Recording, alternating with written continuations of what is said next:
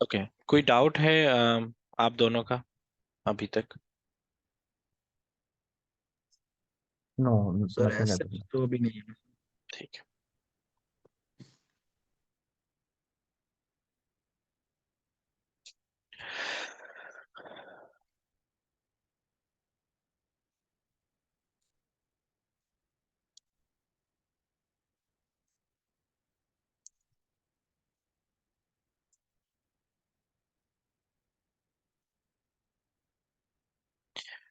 तो numpy array में missing data को रिप्रेजेंट करने के लिए, मिसिंग डेटा का मतलब है कि जैसे एक कॉलम है मेरे पास।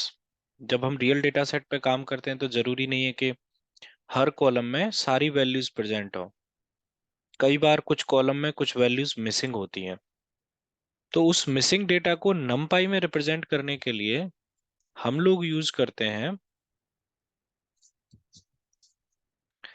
अगर मान लो मेरा एरे न्यूमेरिकल एरे है, तो उस मिसिंग डेटा को, जैसे 23 वैल्यू प्रेजेंट है पहली, फिर मेरे पास 5 है, फिर एक मिसिंग वैल्यू है, तो उस वैल्यू को रिप्रेजेंट करने के लिए हम यूज करते हैं np.nan।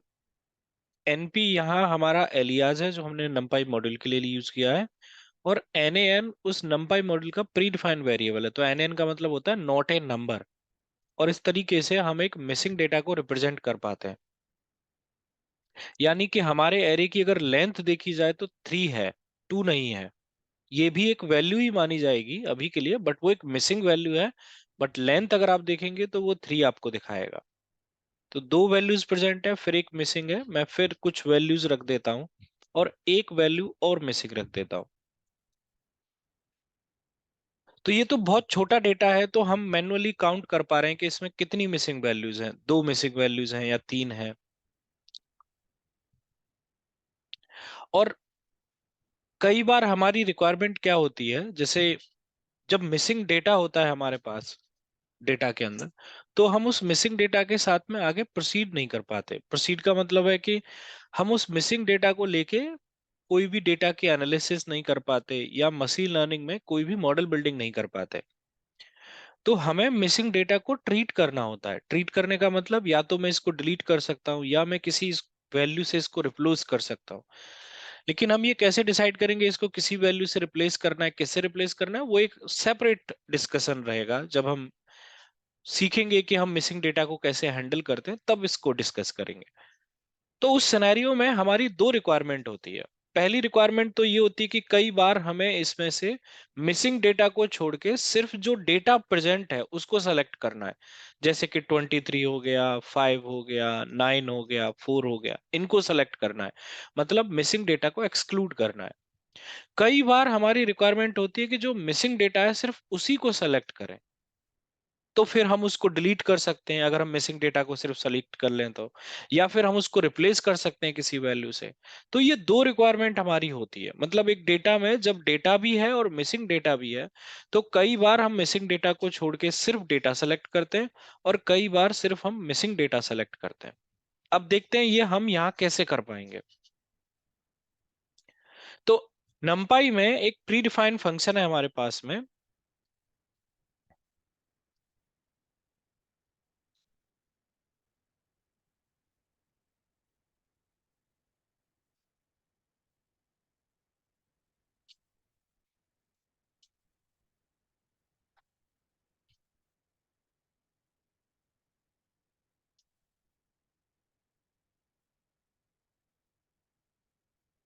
एक सेकंड।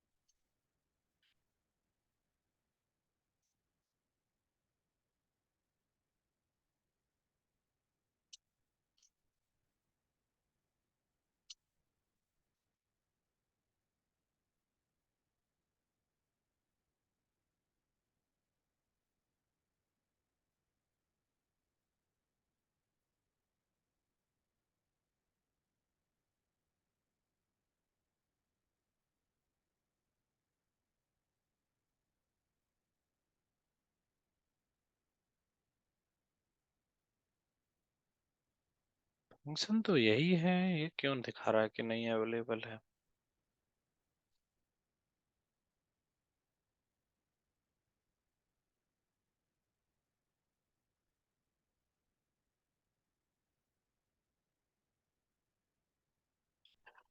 ऐसे नहीं कॉल हो रहा है तो हम इसको ऐसे कॉल करके देख लेते हैं एक बार। np.nan is nan, यहाँ हम अपना एरे पास करते हैं। ओके, तो ये ऐसे नहीं काम कर रहा है arr1.isnan करके, np.isnan, और इसमें हमने एरे पास किया। तो आप देखोगे तो isnan का मतलब है कि क्या ये वैल्यू नैन है। तो क्या 23 नैन है? नहीं, इसलिए फॉल्स आया। क्या 5 नैन है? नहीं, इसलिए फॉल्स आया। क्या ये वैल्यू नैन है? हाँ, इसलिए ट्रू आया। तो आप देखेंगे कि जो नैन है उसके लिए ट्रू आया है, और जो नैन नहीं है उसके लिए ट्रू नहीं आया।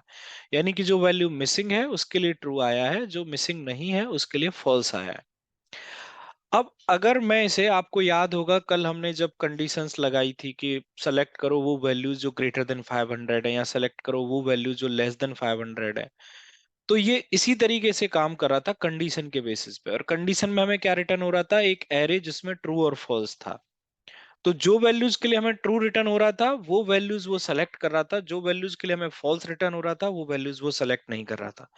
यानी कि अगर मैं इसको एरे वन की कंडीशन में अभी के लिए रखता हूं, तो इसमें से ये कौन सी वैल्यूज को सेलेक्ट करेगा? जिनके लिए मुझे ट्रू रिटर्न हुआ है। और ट्रू किसके लिए रिटर्न हुआ है? मुझे इन दो वैल्यूज के लिए, यानी कि मिसिंग वैल्यूज के लिए। इसलिए आप देखेंगे कि मुझे जो डेटा रिटर्न होके आया है वो सिर्फ मिसिंग डेटा है। और यहीं से मैं क्या कर सकता हूं? लेंथ निकाल सकता हूं अपने इस नए एरे की। और इस तरीके से मुझे पता चल जाएगा कि इस एरे में कितना मिसिंग डेटा है। 10 है, 20 है, 100 है, 50 है, कितना डेटा है मिसिंग। तो जब ह्यूज अमाउंट ऑफ डेटा होगा तब हम ये इस तरीके से प्रोग्राम के थ्रू लिख सकते हैं। लेकिन अगर मुझे मिसिंग डेटा सेलेक्ट ना करना हो, 23, 5, 9 और 4 ये सेलेक्ट करना हो, तो तब फिर मुझे अपने प्रोसेस को रिवर्स करना पड़ेगा। जैसे आपको याद होगा एक एक्सप्लेनेशन मार्क, जैसे नॉट ऑपरेटर बोलते हैं पाइथन में, वो क्या करता है? ट्रू को फॉल्स में कन्वर्ट कर देता है और फॉल्स को ट्रू में कन्वर्ट कर देता है। ऐसे ही हमारे यहाँ पर ये टिल्ड का साइन होता है। ये क्या करेगा कि जिनके लिए आपको फॉल्स रिटर्न हो रहा था उसको वो ट्रू में कन्वर्ट कर देगा, और जिसके लिए ट्रू रिटर्न होगा वो उसे उसे फॉल्स में कन्वर्ट कर देगा। तो हम चेक कर रहे हैं कि क्या इज नैन है 23, तो 23 नैन नहीं है, इसलिए फॉल्स रिटर्न होगा। लेकिन इस टिल्ड साइन की वजह से, यानी कि नॉट ऑपरेटर की वजह से, ये फॉल्स को ट्रू में कन्वर्ट कर देगा। तो आप ध्यान से देखेंगे कि जो दोनों पहले फॉल्स थे, यानी कि 23 और 5 के लिए, वो अब ट्रू है। और जो इस नैन के लिए, मुझे नैन के लिए जो ट्रू रिटर्न हो रहा था वो फॉल्स में कन्वर्ट हो गया है। अब इस बार मैं इसे कंडीशन में अगर रखता हूं, तो फिर मुझे कौन सी वैल्यूज मिलेंगी? जिनके लिए ट्रू रिटर्न हो रहा है। और इस बार ट्रू किसके लिए रिटर्न हो रहा है? 23 के लिए, 5 के लिए, 9 के लिए और 4 के लिए। तो मैं लिखूंगा ARR1 स्क्वायर ब्रैकेट में। अब इसको ऐसे डायरेक्ट नहीं लिखते, जब हम इसको कंडीशन की तरह अप्लाई करते हैं तो फिर इसको ऐसे ब्रैकेट्स में रखना पड़ता है। तब आप रन करेंगे तो आप देख सकते हैं कि 23 रिटर्न हुआ, 5 रिटर्न हुआ, 9 रिटर्न हुआ, 4 रिटर्न हुआ। ये इज 9 की वजह से, इवन अगर आप अपने एरे 1 को प्रिंट करेंगे तो इस इज 9 की वजह से ये 23 फ्लोट डेटा टाइप में कन्वर्ट हो गया है। यानी कि 23.0, 5.0, इसलिए आपको 23 डॉट दिखाई दे रहा है, जो कि एक्चुअल में 23.0 है।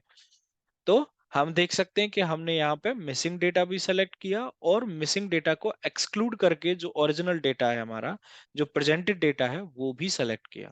और हम ये भी चेक कर पाए कि इस एरे में कितनी वैल्यूज मिसिंग हैं। क्या ये क्लियर है आपको? सर ये क्लियर है, लेकिन जहाँ पे आपने एरो को डिफाइन किया है ना शुरू में, हम्म। np.nan, राइट, हम्म। ये तो हमने बेसिकली क्या था कि मैन्युअली डाटा फीड किया है, right. That's why we like put np.net at the third position. Hmm. पर जब हम डाटा सपोज करो सीएसवी से रीड करेंगे तब फिर तो हम पांडास का यूज करते हैं, हमें तो उसके लिए फिर नमपाई का मिसिंग डेटा को ढूंढने के लिए उसके लिए यूज नहीं करते। वहां पे नैन रखा जाता है, NAN, नॉट NP.NAN। वहां पे NAN रहता है। ओके, तो ये ब्लैंक वैल्यू बेसिकली जो मतलब टेबल के अंदर होंगे वहां से ऑटोमेटिकली उठा लेगा। ऑटोमेटिकली और उठा लेगा। ओके, ओके, जो वहां ठीक है। पे वैल्यू प्रेजेंट नहीं होगी जिस सेल में, हम्म। जैसे हमारे यहाँ एक्सेल में अगर हम देखें तो एक्सेल में जो एक कॉलम है, उस कॉलम में बहुत सारे सेल होते हैं, सेल के अंदर हमारी वैल्यू होती है। तो जिस सेल में वैल्यू नहीं होगी वो उस सेल को मिसिंग डेटा कंसीडर करेगा और उसकी जगह पे ऑटोमेटिकली नैन रख देगा वो। ओके, ठीक है। Okay, got it. लेकिन बेसिक स्ट्रक्चर यही रहने वाला है, थोड़ा बहुत चेंजेस होगा, यहाँ से हमें आइडिया मिलता है कि हम डेटा पे एक्चुअल में काम कैसे करेंगे लेटर ऑन। ओके।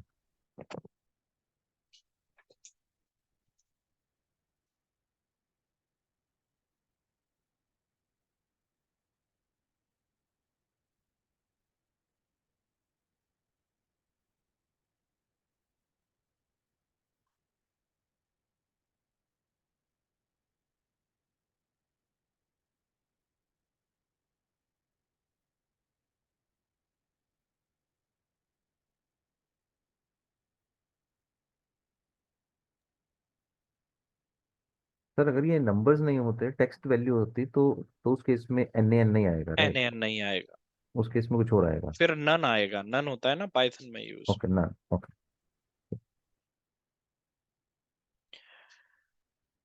ओके।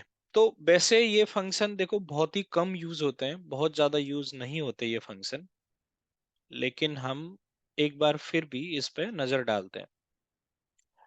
तो टेक्स्ट फाइल में अगर मान लो कभी एक नंपाई एरे रखा है, एंड एक्सपेक्टेशन की ये वैल्यू जो होगी वो न्यूमेरिकल वैल्यू होगी पहली, और दूसरी है कि उसका कोई हेडर नहीं होगा, तब ये काम करेगा।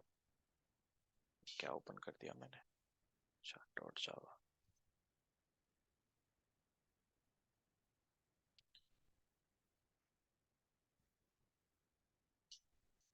तो जैसे मान लो मेरे पास एक टेक्स्ट फाइल है, इसमें कुछ वैल्यूज रखी हैं 1.0, 2.0, 3.0, किसी भी तरीके से रख सकते हैं, 4.0,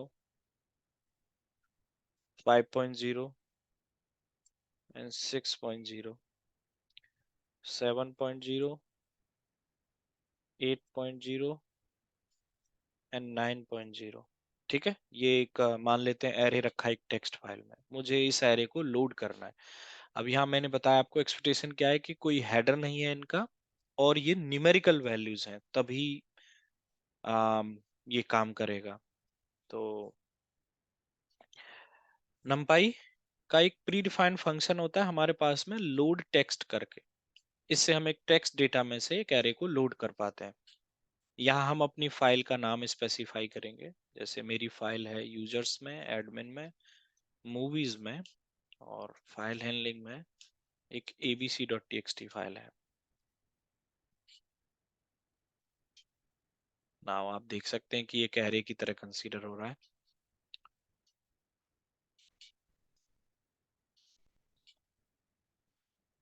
ARR की हम सेव चेक कर सकते हैं, 3 by 3 है। ARR का हम डी टाइप चेक कर सकते हैं, ये एक फ्लोट डेटा टाइप का एरे है। तो यहाँ पे ये चीज है, बट अगर मान लो ये जो वैल्यूज हैं उसमें रखी हैं वो डिफरेंट डिफरेंट टाइप की, मतलब पहली वैल्यूज है का पहले कॉलम में इंटीजर वैल्यू है, दूसरे में स्ट्रिंग है या किसी और टाइप की है, या फिर इनके हेडर्स दिए हुए हैं, तब फिर हम पांडाज मॉड्यूल यूज करते हैं, नमपाई मॉड्यूल यूज नहीं करते। इसीलिए CSV फाइल को या एक्सेल फाइल को रीड करने के लिए पांडाज मॉड्यूल ज्यादा प्रेफरेबल रहता है इंस्टेड ऑफ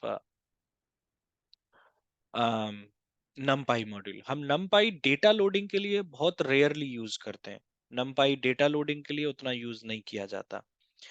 जैसे मैं तुम्हें एक छोटा सा, और अगर मान लो इसमें डेलीमीटर भी एक पैरामीटर जाता है, जैसे मान लो टेक्स्ट फाइल में मैंने अभी जो डेलीमीटर दिया है वो स्पेस दिया है, हमने वैल्यूज को सेपरेट करने के लिए स्पेस यूज किया है। तो यहाँ हम np.load टेक्स्ट में एक पैरामीटर ऐड कर सकते हैं डेलीमीटर करके। ठीक है, अब मान लो अगर वैल्यूज वहां कॉमा से सेपरेटेड हैं तो मैं यहाँ कॉमा दे सकता हूँ, स्पेस से सेपरेटेड है तो मैं स्पेस दे सकता हूँ। मेरे केस में भी स्पेस है तो ये सही काम करेगा, कोई प्रॉब्लम नहीं आएगी। बट अगर यहाँ पे कोई कॉमा होता है, जो कि बाय डिफॉल्ट डेलीमीटर की वैल्यू स्पेस है, ये हमें कैसे मिल सकता है? इस फंक्शन की हेल्प गेट करके। तो अगर हम इस फंक्शन की हेल्प गेट करेंगे तो हम देखेंगे यहाँ पे डेलीमीटर नन है, आगे जाके डिस्क्रिप्शन में पढ़ेंगे तो वो दिखाएगा कि डेलीमीटर मतलब बाय डिफॉल्ट स्पेस है। अगर मैं यहाँ पे कोई स्पेस से मेरी वैल्यू सेपरेटेड है, कॉमा से या किसी और से, तो मैं डेलीमीटर को चेंज कर सकता हूँ।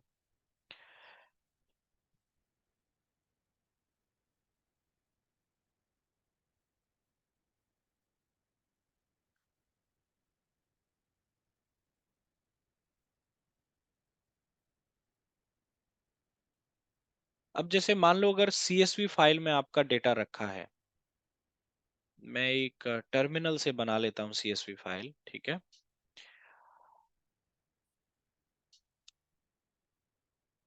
फाइल हैंडलिंग में ही है।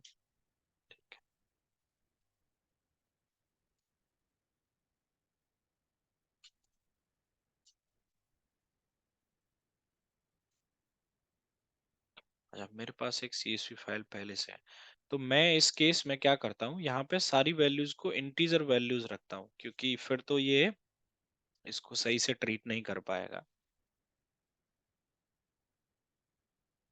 ओके, 1, 2, 3, 4, 5, 6, 7, 8, 9। अगर हमारी वैल्यू मतलब डेटा हमारा CSV है, हालांकि पाइथन में इसमें सॉरी डेटा साइंस में और डेटा एनालिसिस में CSV फाइल रीड करने के लिए मोर देन 95% केसेस में हम लोग पांडाज मॉड्यूल यूज करते हैं, numpy मॉड्यूल यूज नहीं करते। बट फिर भी हम सिर्फ एक बार फंक्शन पे नजर डाल रहे हैं, अगर सम हाउ हमें इसकी जरूरत पड़ती है किसी तरीके से तो हम यूज कर पाए। यहाँ अब CSV फाइल के लिए लोड टेक्स्ट नहीं होता, एक फंक्शन होता है जनरेटेड फ्रॉम टेक्स्ट करके। तो अब फंक्शन है जैन फ्रॉम टेक्स्ट करके, और यहाँ अब हमारी फाइल का नाम है data.csv। और इस बार डेलीमीटर स्पेस नहीं है, डेलीमीटर कॉमा है। तो मैं यहाँ डेलीमीटर की जगह पे कॉमा लिखूंगा, ठीक है। और जब मैं इसको रन करूंगा, और अब अगर आप ARR1 को देखेंगे, ये कहाँ से, अच्छा ARR1 नहीं सॉरी, ARR को अगर आप देखेंगे तो ये दिखाएगा आपको 1, 2, 3, 4, 5, 6, 7, 8, 9। अगर मैं चाहता हूं कि ये इनको इंटीजर डेटा टाइप में ही रीड करे, फ्लोट में नहीं रीड करे, तो मैं यहाँ पे लिख सकता हूँ डी टाइप। डी टाइप मतलब डेटा का टाइप। तो मैंने कहा डेटा का टाइप क्या रहेगा, इंटीजर। अब आप फिर से इसको रन करेंगे तो आप देखेंगे कि अब आपका एरे में जो 1, 2, 3, 4, 5 जो वैल्यूज हैं वो इंटीजर में ट्रीट हो रही हैं बाय डिफॉल्ट, नहीं तो ये उनको फ्लोट में ट्रीट करता है, यानी कि फ्लोट डेटा टाइप में। पहला जो टेक्स्ट फाइल था उसमें तो हमने चलो फ्लोट में रखा ही था, लेकिन अभी के लिए तो हमने उसको इंटीजर में रखा था उसमें। इवन इस केस में जैसे तुम कह रहे थे कि अगर कोई वैल्यू मिसिंग होती है तो वो कैसे ट्रीट करेगा उसको, तो जैसे मान लो मैं एक वैल्यू को यहां से हटा देता हूँ।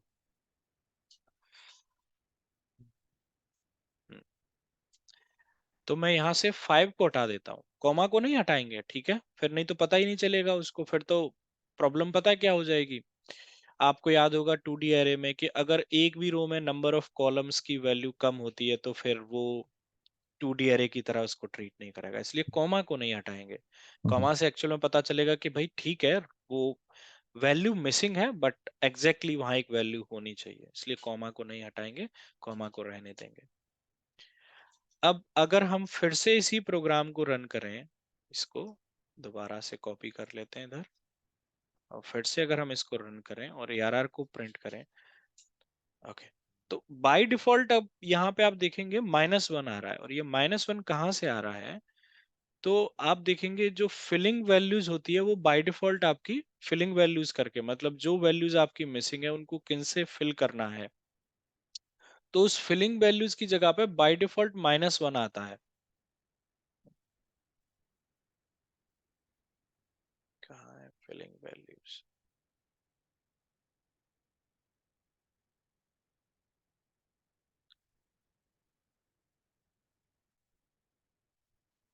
मैं चलो आपको यहाँ चेंज करके दिखाता हूँ। तो बाय डिफॉल्ट फिलिंग वैल्यू जो आता है वो -1, इसलिए मिसिंग डेटा की जगह पे -1 आया है यहाँ पे। तो मैंने क्या किया, फिलिंग वैल्यूज को 0 रख दिया, या आप यहाँ पे सॉरी, आप np डॉट नैन दे सकते हैं, कुछ भी दे सकते हैं। तब आप देखेंगे कि जहां जहां आपका मिसिंग डेटा था वो उसकी जगह पे जो भी फिलिंग वैल्यू आप देंगे वो ऐड कर देगा, अदरवाइज वो बाय डिफॉल्ट -1 ऐड करता है। तो इस तरीके से हम टेक्स्ट फाइल से और सीएसवी फाइल से numpy में numpy एरे को लोड कर पाते हैं। लेकिन जहां पे हमारे पास सीएसवी फाइल में हेडर्स होते हैं, जैसे कॉलम का नाम कि भाई ये आईडी कॉलम है, ये नेम कॉलम है, ये एज कॉलम है, और वैल्यूज अलग अलग टाइप की होती हैं, उस केस में हम पांडाज मॉड्यूल का एक रीड सीएसवी फंक्शन यूज करते हैं, ना कि numpy यूज करते हैं। और मोस्ट ऑफ द टाइम जब हम रियल डेटा सेट पे काम करते हैं तो ऐसा ही डेटा हमें देखने को मिलता है, जिसमें हेडर्स होते हैं, कॉलम्स अलग अलग टाइप के होते हैं, तो फिर इसलिए हम पांडाज यूज करते हैं, ना कि numpy। बट हाँ, numpy में हमारे पास ये दो फंक्शंस हैं जिनकी हेल्प से हम सीएसवी फाइल्स को और टेक्स्ट फाइल में से numpy एरे को रीड कर सकते हैं।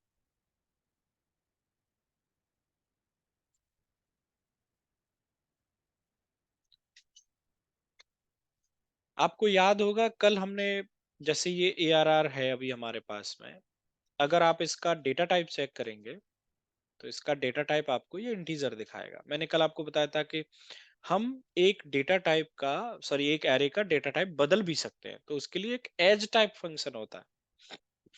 आप यहाँ बता सकते हैं कि इस एरे को मुझे कन्वर्ट करना है फ्लोट में, इस एरे को मुझे कन्वर्ट करना है, अगर एक फ्लोट एरे है तो उसको इंटीजर में। अब फ्लोट को किसी और में तो नहीं कन्वर्ट कर सकते, स्ट्रिंग में कन्वर्ट कर सकते हैं हालांकि, लेकिन इस तरीके से तो आप देखेंगे कि जो इंटीजर वैल्यूज थी वो फ्लोट डेटा टाइप में कन्वर्ट हो गई है। मतलब जो पॉसिबल है कन्वर्जन का वो आप कर सकते हैं। अब जैसे मान लो एक एरे है जिसमें है इंटीजर वैल्यूज, लेकिन वो कोटेशन मार्क्स में रखी हुई है, तो उनको अब उसका डेटा टाइप आप चेक करेंगे तो स्ट्रिंग दिखाएगा, तो उसको इंटीजर में कन्वर्ट किया जा सकता है। लेकिन अगर वहां पे अमित रखा है, बाकी की वैल्यूज है 23 24, लेकिन एक अमित रखा हुआ है, तो फिर आप उस पे एज टाइप इंटीजर नहीं लगा सकते, क्योंकि वो एक जो एक वैल्यू अमित है वो इंटीजर में कन्वर्ट नहीं हो सकती।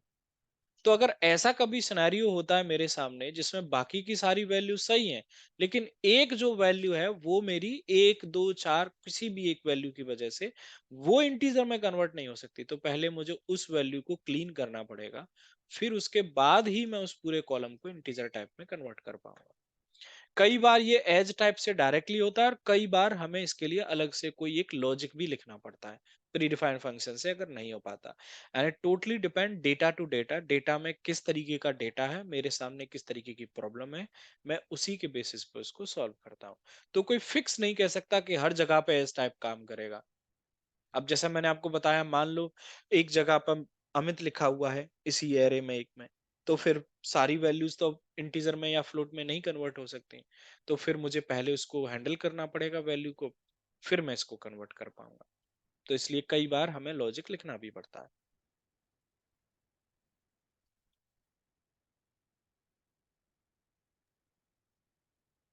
Okay sir.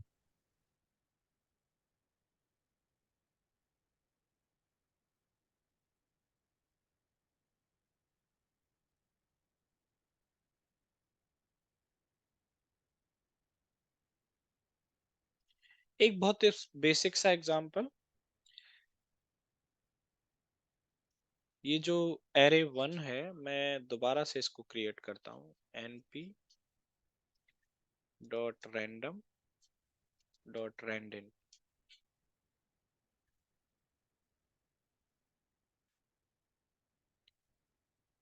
तो हम जानते हैं कि रैंडम से हम रैंडम डेटा जनरेट कर पाते हैं। तो मैंने कहा 1 से और 100 के बीच में 12 वैल्यू जनरेट करो। तो अगर आप ARR1 को देखेंगे, 1 से 100 के बीच में हमें 12 वैल्यूज मिली हैं। इंडेक्सिंग कल हमने पढ़ी थी, ये लिस्ट की तरह ही है। अगर मुझे किसी एक पर्टिकुलर इंडेक्स की वैल्यू को अपडेट करना है तो मैं सिंपली इस तरीके से अपडेट कर सकता हूँ। जैसे मैंने कहा ARR1 के इंडेक्स पे जहाँ 87 है उसको अपडेट करो 100 के साथ में, तो अगर आप ARR1 को देखेंगे तो आपको 1 इंडेक्स पे 100 मिलेगा। अगर मुझे डिलीट करना है तो डिलीट करने के लिए हमारे पास में np मॉड्यूल का एक प्री डिफाइंड डिलीट फंक्शन है।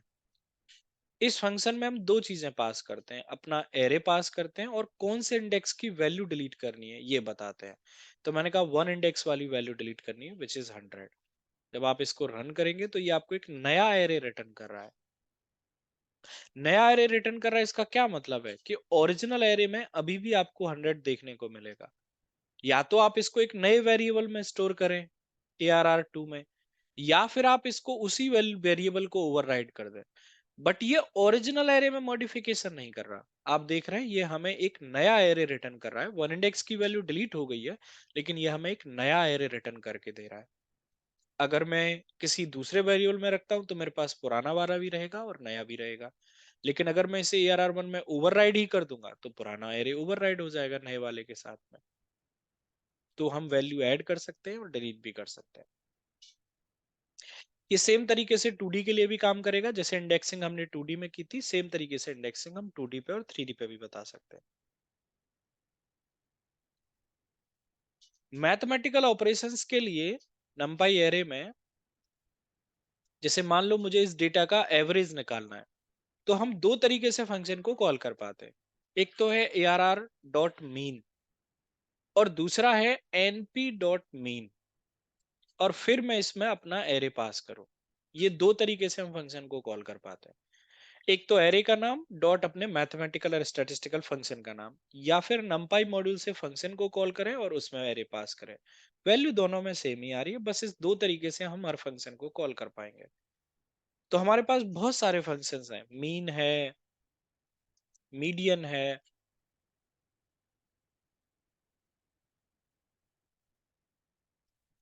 मोड है।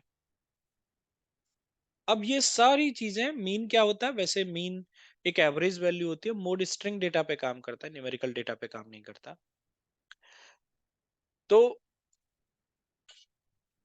मीन एवरेज वैल्यू होती है, मीडियन आपकी मिडिल वैल्यू होती है सॉर्टेड डेटा में से, और मोड आपकी मोस्ट फ्रिक्वेंट वैल्यू होती है। ऐसे ही हमारे पास में स्टैटिस्टिकल बहुत सारे और भी टर्म आती हैं, जैसे जेड स्कोर हो गया, स्टैंडर्ड डेविएशन हो गया, वेरिएंस हो गया। ठीक है। ऐसे हमारे पास में बहुत सारे फंक्शन है। जैसे मुझे मैक्सिमम वैल्यू निकालनी है तो np डॉट मैक्स, मुझे मिनिमम वैल्यू निकालनी है तो np डॉट मिनिमम,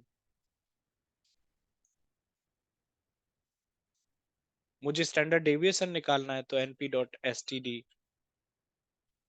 मुझे डेटा का वेरिएंस निकालना है तो np डॉट वेर। अब वेरिएंस क्या होता है, स्टैंडर्ड डेविएशन क्या होता है, ये मैं अभी जब आपको मैथमेटिक्स और स्टैटिस्टिक पढ़ाऊंगा उसमें मैं ये सारी चीजें आपकी कवर करूंगा। मीन क्या होता है, मीडियन क्या होता है, इनका क्या फॉर्मूला होता है, इनको मैनुअली कैसे कैलकुलेट करते हैं। लेकिन हम मैनुअली कैलकुलेट नहीं करने वाले, हम कैलकुलेट तो फंक्शन के थ्रू ही करने वाले हैं।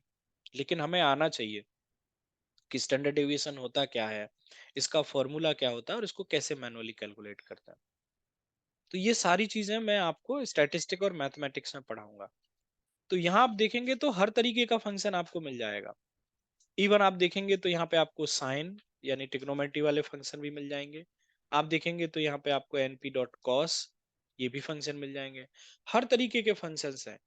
तो मैंने क्या किया है कि एक एक फंक्शन कवर करना, ये तो मुझे भी सारे फंक्शन याद नहीं है ऐसे तो मैंने क्या किया है, एक फाइल क्रिएट की हुई है। ठीक है।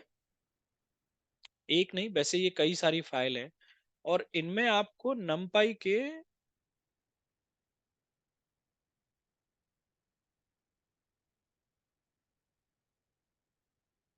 सारे फंक्शंस का डॉक्यूमेंटेशन मिल जाएगा एग्जैक्टली तो मैं इधर से आपको एक फाइल ओपन करके दिखाता हूँ।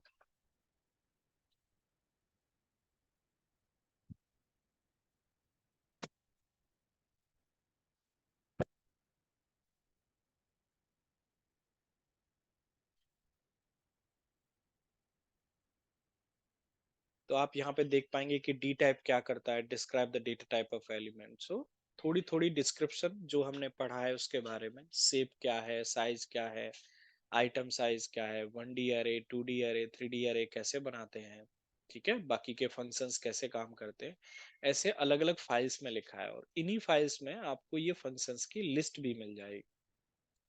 तो फंक्शन कैसे कॉल होगा, वो तो सेम ही तरीके से कॉल होगा जैसे हम कॉल कर रहे हैं, बस बहुत सारे फंक्शंस हैं जिनका हम यूज करते हैं अपने यहाँ पे।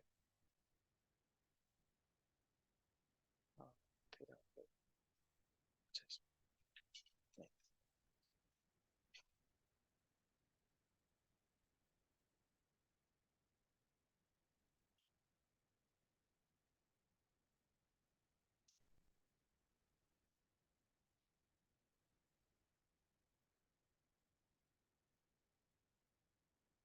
हम्म, ठीक है, क्लियर है आपको ये?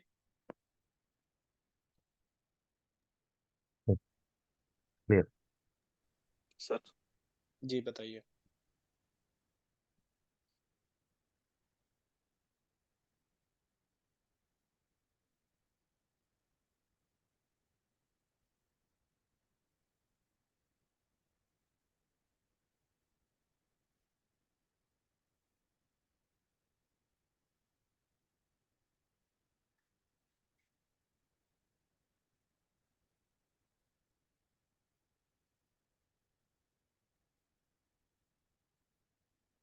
ओके, इसका एक फंक्शन और होता है, अम, ये मुझे थोड़ा सा आगे जरूरत पड़ती है, इसके लिए मैं इसको थोड़ा सा आपको एक्सप्लेन करता हूँ। जैसे ये एरे वन है, तो एरे वन को सॉर्ट करने के लिए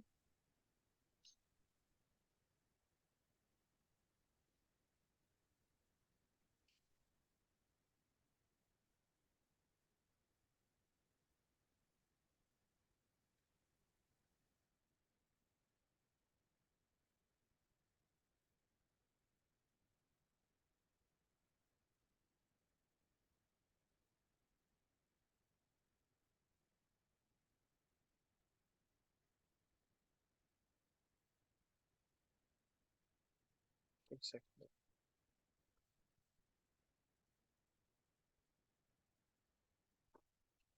तो एनपी, देखो दो तरीके से सॉर्ट कर पाते हैं, एक तो हमारे पास में एक सॉर्टेड प्री डिफाइंड पाइथन का फंक्शन है, इससे भी हम एक एरे को सॉर्ट कर पाते हैं असेंडिंग ऑर्डर में, और एक नमपाई का भी सॉर्ट फंक्शन है हमारे पास में, इससे भी हम एरे को सॉर्ट कर पाते हैं। तो आप दोनों में से कोई सा भी फंक्शन यूज कर सकते हो सॉर्ट करने के लिए, लेकिन आप देख रहे होगे कि जब हम np डॉट सॉर्ट यूज कर रहे हैं तो ये हमें एक नमपाई एरे ही रिटर्न कर रहा है, और जब हम सॉर्टेड फंक्शन यूज कर रहे हैं जो कि पाइथन का प्री डिफाइन है, तो ये हमें लिस्ट रिटर्न कर रहा है, ना कि नमपाई एरे रिटर्न कर रहा है। ये छोटा सा डिफरेंस है, बाकी का दोनों ही सॉर्टिंग के लिए यूज होता है। तो मैंने इसको स्टोर किया सॉर्ट करने के बाद एक एरे टू में। एक परसेंटाइल टर्म होती है, परसेंटाइल का मतलब होता है कि जब हम डेटा को 100 पार्ट्स में डिवाइड करते हैं तो उसे हम परसेंटाइल बोलते हैं। ऐसे क्वार्टाइल्स होता है हमारे पास, जब उसको हम 4 इक्वल पार्ट्स में डिवाइड करते हैं तो उसको डेटा को क्वार्टाइल्स बोलते हैं। जैसे ये फर्स्ट क्वार्टर है, सेकंड है, थर्ड है, फोर्थ है। जैसे हम बोलते हैं 25th percentile, 50th percentile, 75th percentile, इस तरीके से। तो परसेंटाइल का मतलब होता है जब डेटा को 100 सॉर्टेड डेटा को 100 इक्वल पार्ट्स में डिवाइड कर दिया जाए तो फिर हम उसे परसेंटाइल बोलते हैं। आगे एक टर्म आती है हमारे पास में आउटलायर करके। आउटलायर होती है एक्सट्रीम वैल्यूज। अब कितनी एक्सट्रीम वैल्यूज? एक्सट्रीम वैल्यूज हो सकती है नेगेटिव साइड में भी और पॉजिटिव साइड में। तो मान लो मेरे पास ये डेटा है, ठीक है, इस तरीके का, इसे बोलते हैं बेल कर्व शेप। आप पढ़ाऊंगा मैं ये सारी चीजें आपको। इस तरीके का शेप जो होता है वो बेल कर्व शेप होता है, उसे नॉर्मलाइज डेटा हम लोग बोलते हैं। तो हम लोग एक बाउंड्री खींचते हैं कि भाई इस बाउंड्री से इधर का जो भी डेटा होगा नेगेटिव साइड में वो सब आउटलायर माना जाएगा, इस बाउंड्री से इधर का जो भी डेटा होगा वो सब आउटलायर माना जाएगा। इस बाउंड्री को खींचने के लिए हमें एक फॉर्मूला लगाते हैं, उसको बोलते हैं IQR method, inter quartile range method. और इंटर क्वार्टाइल निकालने के लिए, IQR निकालने का जो फॉर्मूला होता है वो होता है Q3 माइनस Q1। अब Q3 क्या होता है? Q3 होता है आपका 75th परसेंटाइल डेटा का, और Q1 होता है आपका 25th परसेंटाइल डेटा का। इसे आप बोल सकते हैं लोअर क्वार्टाइल या अपर क्वार्टाइल, या फिर आप इसको लिख सकते हैं ऐसे 75th परसेंटाइल और 25th परसेंटाइल माइनस। तो हम अपने डेटा का 75th परसेंटाइल निकालते हैं और 25th परसेंटाइल निकालते हैं। फिर 75th वाला जो भी आता है उसमें से -25 वाले को कर देते हैं, तो हमें IQR रेंज मिल जाती है। उसे हम बोलते हैं इंटर क्वार्टाइल रेंज। फिर उसका कैसे हम यहाँ पे यूज करते हैं वो हम आगे पढ़ेंगे। लेकिन अभी के लिए ये 75th परसेंटाइल और 25th परसेंटाइल कैसे निकालते हैं, इसका जो प्री डिफाइंड फंक्शन है वो numpy मॉड्यूल के पास में। तो np डॉट परसेंटाइल करके हमारे पास में एक प्री डिफाइंड फंक्शन है। आप अपने एरे पास करते हैं जो कि सॉर्टेड एरे होना चाहिए, और आपको कौन सा परसेंटाइल निकालना है, 25, 75, वो आप यहाँ स्पेसिफाई करते हैं। तो मैंने कहा मुझे इसका पहला परसेंटाइल 25 निकालना है, तो हम इसको रन करेंगे, यानी कि 25 परसेंटाइल पे जो वैल्यू है वो है 24.5। अगर मुझे 75th परसेंटाइल निकालना है तो मैं यहाँ पे लिखूंगा 75। और इस तरीके से हम प्री डिफाइंड फंक्शन की हेल्प से एक डेटा के परसेंटाइल्स कैलकुलेट कर सकते हैं। वो आप कितना भी परसेंटाइल निकाल सकते हो इससे, क्योंकि जब डेटा को 100 पार्ट्स में डिवाइड कर देते तो उसे परसेंटाइल बोलते हैं।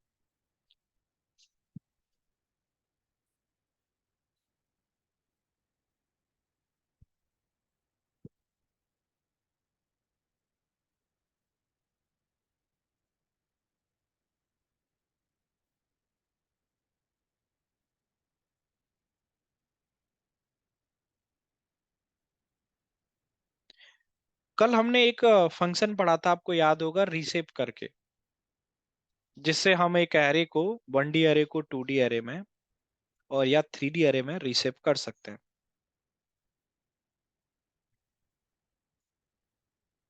लेकिन ये था कि एक पॉसिबल शेप में वो कन्वर्ट होना चाहिए।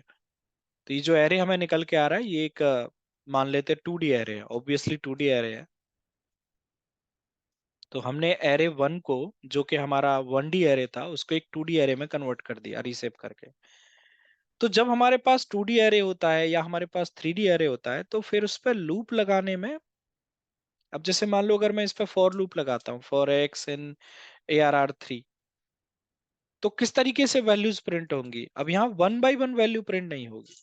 तो जब लूप लगेगा तो वो आपकी रो पे लगेगा। पहले पहली रो आएगी, फिर दूसरी रो आएगी, फिर तीसरी रो आएगी, इस तरीके से डेटा प्रिंट होगा।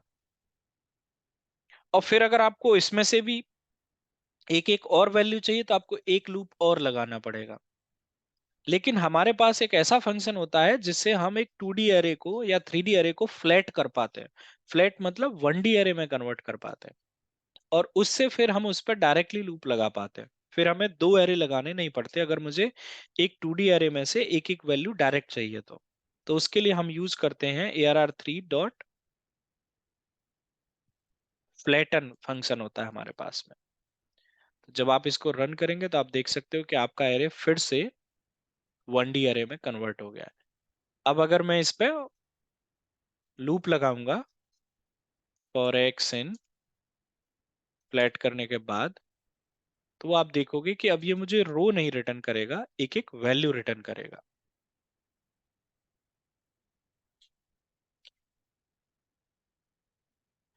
एक टर्म और होती है, जैसे ये RR3 है, इस टर्म को ट्रांसपोज करना बोलते हैं।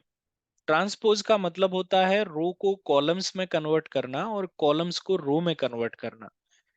इसे बोलते हैं ट्रांसपोजिंग ऑफ एन एरे, या आप कह सकते हैं transposing of an matrix. Matrix को भी ट्रांसपोज किया जाता है, रो को कॉलम्स में और कॉलम्स को रो में। इसकी कहाँ जरूरत पड़ती है? एक प्रोजेक्ट हम आगे करेंगे, उस प्रोजेक्ट में हमें इसकी जरूरत पड़ेगी डेटा को बेटर रिप्रेजेंटिंग के लिए। तब मैं आपको दिखाऊंगा कि यहाँ पे हम ट्रांसपोजिंग यूज कर रहे हैं। लेकिन तब तक के लिए ट्रांसपोजिंग करते कैसे हैं? दो तरीके से कर पाते हैं। एक तो हम ARR.T, टी एक प्री डिफाइंड वेरिएबल है और वो भी कैपिटल टी, ना कि स्मॉल टी।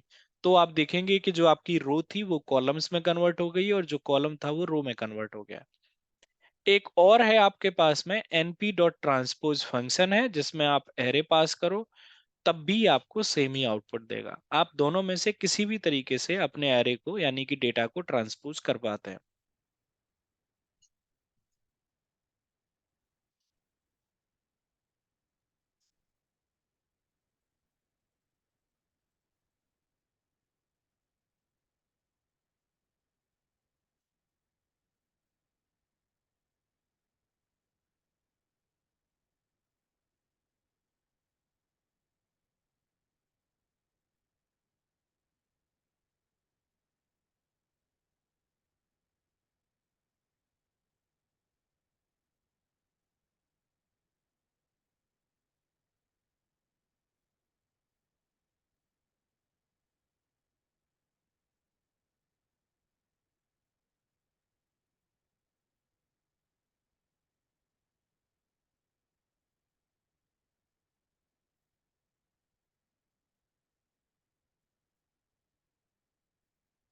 तो मुझे लगता है हमने numpy एरे के मोस्ट ऑफ फंक्शंस को कवर किया है।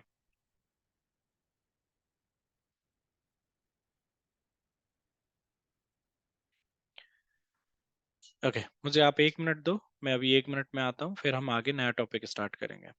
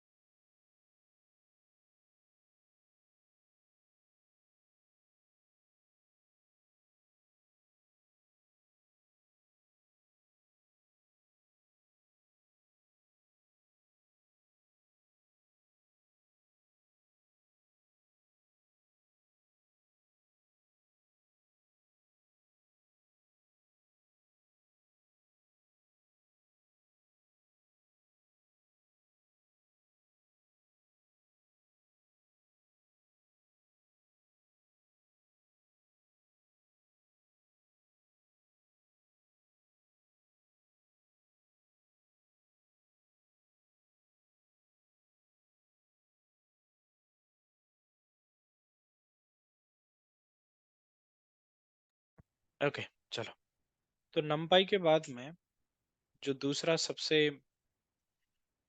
इम्पोर्टेंट मॉड्यूल है हमारे पास में, वो है pandas। इवन आप ये अज्यूम कर सकते हो कि आप एक दिन के लिए बगैर numpy के काम कर सकते हो, लेकिन बगैर pandas के आप नहीं कर सकते, क्योंकि मोस्ट ऑफ डेटा लोडिंग के लिए डेटा मैनिपुलेशन के लिए हम पांडास यूज करते हैं। और pandas is built on top of numpy module. तो जो numpy के भी हमने फंक्शंस देखे, मैथमेटिकल और वो सब, मोस्ट ऑफ फंक्शंस आप यहाँ पांडास में देख पाओगे। इसलिए अगर हम बगैर देखें तो बगैर numpy के एक बार को हम सोच सकते हैं कि काम हो सकता है, लेकिन बगैर पांडास के हम नहीं सोच सकते। इसलिए पांडास हमारे लिए numpy से भी ज्यादा इंपॉर्टेंट है। लेकिन numpy ने हमें पूरा आइडिया दिया कि हम डेटा पे कैसे काम करेंगे, कैसे ऑपरेशन करेंगे, बाकी की सारी चीजें हमें numpy ने हेल्प दी।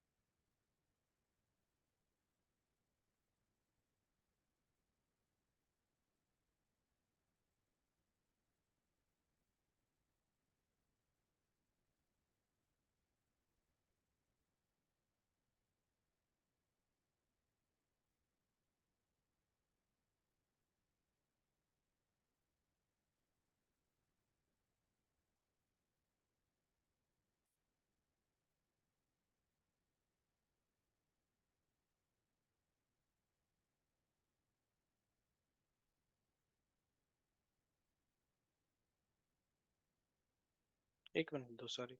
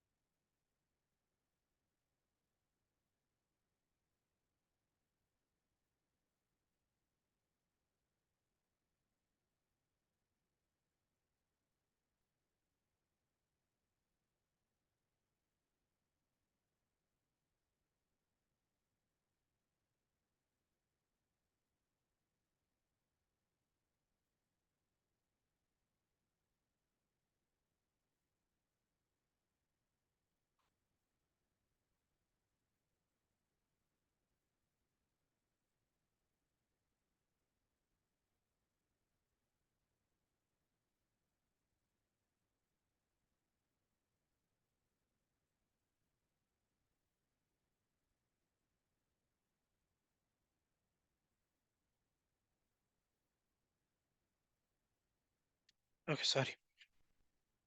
सो पांडास, numpy मॉड्यूल यूज होता है मैथमेटिकल ऑपरेशंस परफॉर्म करने के लिए डेटा पे, और पांडास यूज होता है डेटा मैनिपुलेशन के लिए। हम पांडास की हेल्प से डेटा को मैनिपुलेट कर पाते हैं, लेकिन numpy से हम डेटा को मैनिपुलेट नहीं कर पाते। डेटा मैनिपुलेशन से क्या मतलब है? डेटा मैनिपुलेशन से मतलब है रो ऐड करना, कॉलम ऐड करना, रो डिलीट करना, कॉलम डिलीट करना, रो को रीनेम करना, किसी हेडर को, सॉरी, डेटा को सॉर्ट करना, फिल्टर करना, ग्रुप करना, दो डेटा को ज्वाइन करना, दो डेटा फ्रेम्स को आपस में अपेंड करना,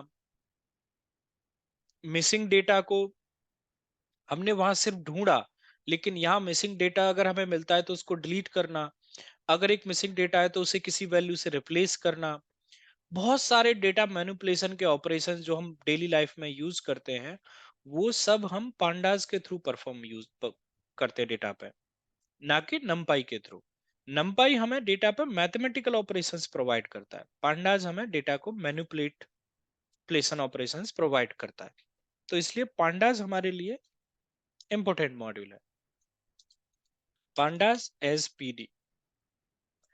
अब ये तो आप जानते ही होंगे कि पीडी सिर्फ एक एलियास है जो कि प्री डिफाइन नहीं है, मैं पीडी की जगह पे कोई भी वेरिएबल नेम यूज कर सकता हूँ, बट स्टैंडर्ड में लोग वाग पीडी यूज करते हैं, जैसे नमपाई के लिए एनपी यूज करते हैं। बट अगर मैं यहाँ पे ए बी यूज करूंगा तो इसका ये मतलब नहीं कि मैं इसको यूज नहीं कर पाऊंगा या मुझे एरर आएगी, ऐसा नहीं है। तो पांडास में 1D डेटा के लिए अब आपको दो चीजें समझनी पड़ेंगी पांडास में आगे बढ़ने से पहले। जो पांडास में 1D डेटा होता है उसे हम पांडास में सीरीज बोलते हैं। सीरीज पांडास की एक प्री डिफाइंड क्लास है। तो अभी हमने जो एरे में 1D डेटा पढ़ा उसे हम यहाँ पे सीरीज बोलते हैं, और जो हमने 2D डेटा पढ़ा उसे हम यहाँ पे डेटा फ्रेम बोलते हैं। तो हमारे पास दो क्लास हैं, एक सीरीज क्लास है और एक डेटा फ्रेम क्लास है। तो data frame is the collection of multiple row and columns, and series is a single row और आइदर सिंगल कॉलम। चलो एक एग्जांपल से समझने की कोशिश करते हैं। अगर मान लो मैं लिखता हूं यहाँ पे पीडी डॉट, मेरे पास एक एरे है सबसे पहले, या सबसे पहले चलो मेरे पास में एक लिस्ट है, ए लिस्ट, जहां से स्टार्ट किया था मैं वहीं से आपको स्टार्ट करके दिखाता हूँ।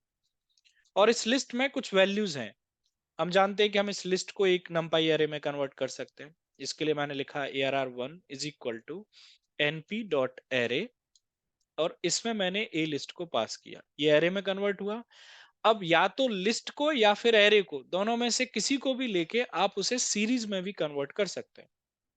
तो pd डॉट सीरीज, आप या तो यहाँ पे ए पास कर सकते हो या फिर आप ARR1, दोनों ही एक्सेप्टेबल होते हैं इसमें। जब आप S1 को प्रिंट करोगे तो ये आपको दिखाएगा आपकी वैल्यूज। आप देखो ARR1 को जब आप प्रिंट करते हैं तो वो दिखाता है कि ये एक नंपाई एरे है, लेकिन सीरीज का अगर आप टाइप चेक करोगे, टाइप ऑफ S1, तो ये दिखाएगा कि पांडास का ये सीरीज क्लास है।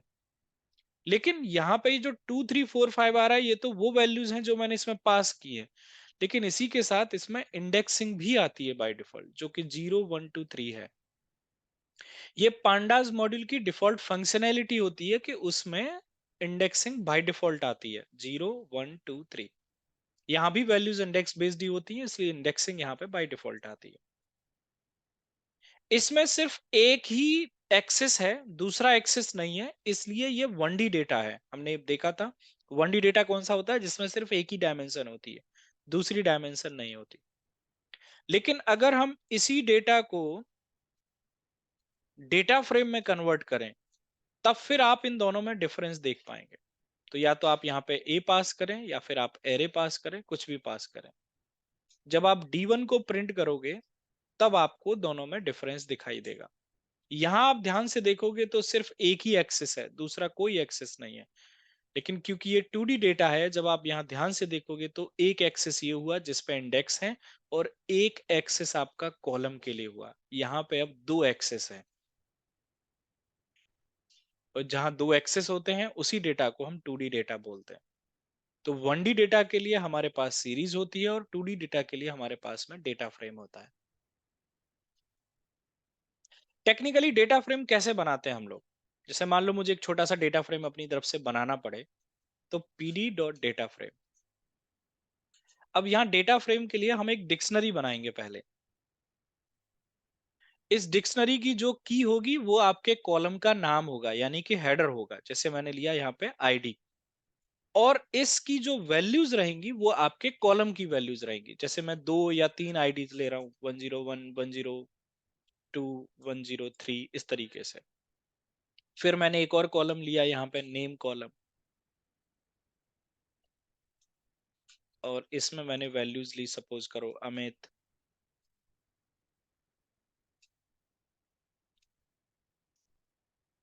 दीपक एंड सैम। फिर मैंने एक और इसमें कॉलम क्रिएट किया, सपोज करो एज। यहाँ पे मैंने एज क्या वैल्यू ली, जैसे 23, 52 एंड 36, इस तरीके से। तो जब हम इस डिक्शनरी को डेटा फ्रेम में पास करेंगे, या हम सीधा डिक्शनरी यहाँ भी लिख सकते हैं डेटा फ्रेम में, तब आप देखेंगे कि ये डेटा फ्रेम एक डेटा की तरह देखने में लग रहा है। ये हेडर है, आईडी है, नेम है, एज है। तो कॉलम्स इस तरीके से आईडी, नेम, एज के बैक्सिस एक्सेस पे, आपके बेसिस पे एक्सेस होंगे, और जो रो होंगी वो इन इंडेक्स के बेसिस पे एक्सेस होगी। जैसे कि ये 0 इंडेक्स वाली रो है, ये 1 इंडेक्स वाली रो है, ये 2 इंडेक्स वाली रो है, इस तरीके से। लेकिन जब हम डेटा फ्रेम मैनुअली बना रहे हैं कभी, तो आपको ये चीज हमेशा याद रखनी पड़ेगी कि एक डेटा फ्रेम को बनाने के लिए हर एरे के अंदर नंबर ऑफ वैल्यूज का इक्वल होना जरूरी है। जैसे पहले 2 एरे मैंने लिया है, उनमें 3 3 वैल्यू ली है, दूसरे वाले में 2 ली है, एंड ये आपको एरर देगा। क्या कह रहा है? All array must be the same length. मेरे पास अगर मान लो सेम की एज नहीं है, तो मैं उसकी जगह पे नन रख सकता हूं, या np डॉट नन रख सकता हूं क्योंकि ये इंटीजर वैल्यू है, या नन रख सकता हूं। लेकिन मैं उसको खाली नहीं छोड़ सकता अगर मैं मैनुअली अपनी तरफ से बना रहा हूं तो। अब जब आप डेटा फ्रेम को देखोगे, तो आप देख सकते हो कि यहाँ पे एज की जगह पे NaN आ रहा है, यानी कि नॉट ए नंबर। तो जब भी हम डेटा फ्रेम अपनी तरफ से मैनुअली बना रहे हैं, तब हम याद रखेंगे कि हर कॉलम के लिए जो वैल्यूज हम दे रहे हैं वो इक्वल होनी चाहिए। तो दो चीजें हैं, एक सीरीज है। अब जैसे मान लो ये जो मैंने डेटा फ्रेम बनाया है, अब इस डेटा फ्रेम में से मैं अगर एज कॉलम को सेलेक्ट करूं मान लो, और फिर आप उसका टाइप चेक करो, तो अगर आप एज पूरे डेटा फ्रेम में से सिर्फ एक ही कॉलम सेलेक्ट करोगे तो 1D डेटा होगा, और 1D डेटा हमारे यहां पर क्या होता है? सीरीज। तो ये हमें क्या सीखना है कि सीरीज पे ऑपरेशन कैसे होते हैं और डेटा फ्रेम पे ऑपरेशन कैसे होते हैं, यानी कि 1D डेटा पर, 2D डेटा पर। वैसे ऑलमोस्ट बहुत सारे ऑपरेशन हम नंपाई में देख के आ चुके हैं, लेकिन इसके बहुत सारे अलग भी ऑपरेशन है जो हम यहाँ देखेंगे। तो जब मैं एक रो सेलेक्ट करूंगा या जब मैं एक कॉलम सेलेक्ट करूंगा, तो वो सीरीज कंसीडर होगा। तो उस केस में मैं उस पर सीरीज वाले ऑपरेशन करूंगा। और जब मैं एक पूरा डेटा होगा मेरे पास, जिसमें मल्टीपल रो और मल्टीपल कॉलम्स होंगे, तो वो डेटा फ्रेम होगा, और उस केस में मैं उस पर डेटा फ्रेम वाले ऑपरेशन करूंगा। अभी तक आपको कोई कंफ्यूजन तो नहीं है? चीजें क्लियर हैं? Yes sir, all good so far. चलो।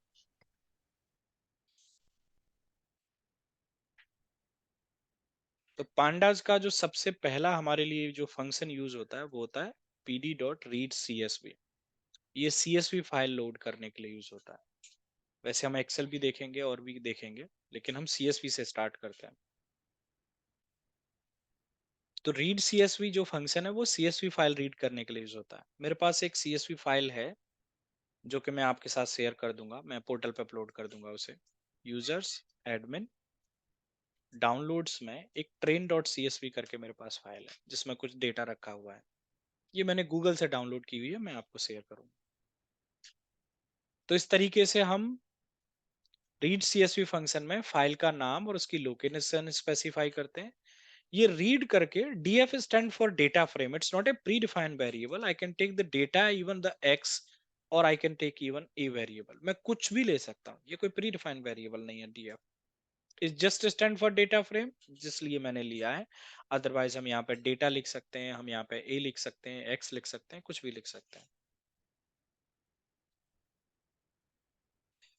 df ऑफ शेप, आपको याद होगा हमने उसमें शेप पढ़ा था numpy एरे में, जिससे हम एक एरे की शेप चेक कर पाते थे। ऐसे ही हमारे यहाँ पे df ऑफ शेप है, यानी कि इससे हम डेटा फ्रेम की शेप चेक कर पाते हैं। ये बता रहा है कि इसमें 891 रो हैं और 12 कॉलम्स हैं। तो मैं अपने डेटा फ्रेम की शेप चेक कर सकता हूँ। फंक्शन आपने देखा वही सेम वेरिएबल है। डीएफ ऑफ कॉलम्स ये आपको बताएगा कि आपके डेटा फ्रेम में कौन कौन से कॉलम्स हैं। तो ये आपको एक लिस्ट ऑफ कॉलम्स रिटर्न करके दे रहा है, जैसे passenger ID, survive, passenger class, name, gender, इस तरीके से। अगर मुझे अपने डेटा के बारे में और जानना है तो फिर हमारे पास एक फंक्शन आता है जिसे हम बोलते हैं इन्फो। ये हमें डेटा की डिस्क्रिप्टिव इंफॉर्मेशन रिटर्न करता है। और इस डिस्क्रिप्टिव इंफॉर्मेशन में क्या क्या होता है, ये बहुत सारी इंफॉर्मेशन आप देख सकते हैं। इस इंफॉर्मेशन को कैसे रीड करते हैं एक बार देखते हैं। सबसे पहली लाइन हमें बता रही है कि ये एक डेटा फ्रेम क्लास है। दूसरी लाइन हमें बता रही है कि इसमें 891 रिकॉर्ड है। आपने देखा अभी, इसमें 891 रिकॉर्ड है। जब 891 रिकॉर्ड होंगे तो इंडेक्स कहां से स्टार्ट होता है? हमेशा जीरो से। अब जब जीरो से रहेगा तो वो हमेशा n-1 होता है।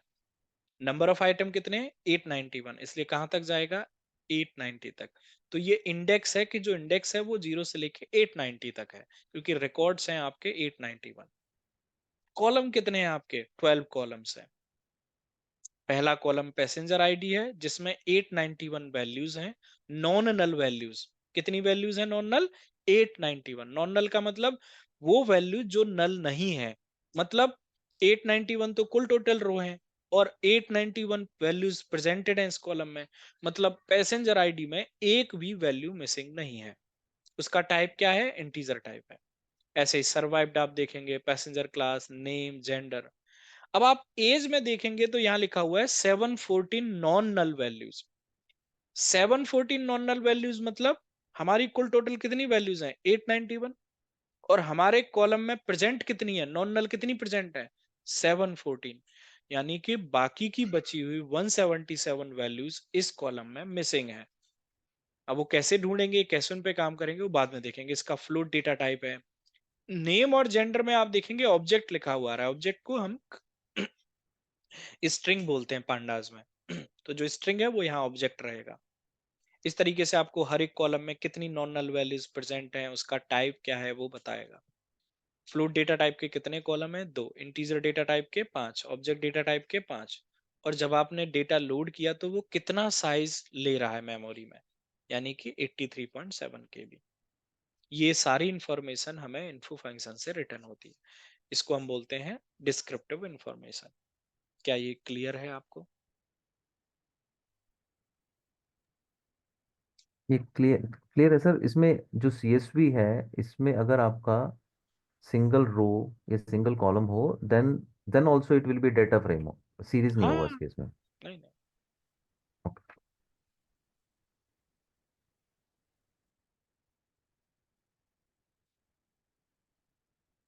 सीएसवी फंक्शन डेटा को लोड करके मुझे डेटा फ्रेम ही रिटर्न करेगा। फिर उस डेटा हम्म। फ्रेम में से जब मैं एक रो या एक कॉलम उठाऊंगा तब फिर वो सीरीज में जाएगा। ठीक है, गॉट इट।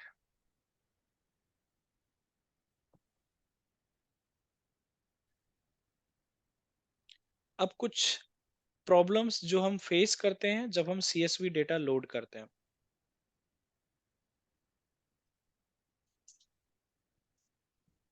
जैसे कि एक बहुत ही कॉमन सी चीज आप ध्यान से सोचो।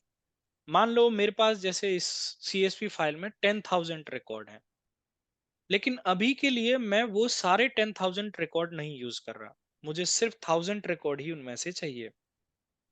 एक तरीका तो ये है कि मैं पूरे 10,000 रिकॉर्ड्स को लोड करूं और फिर उसके बाद उसमें से 1000 रिकॉर्ड सेलेक्ट करके फिर उनको यूज करूं।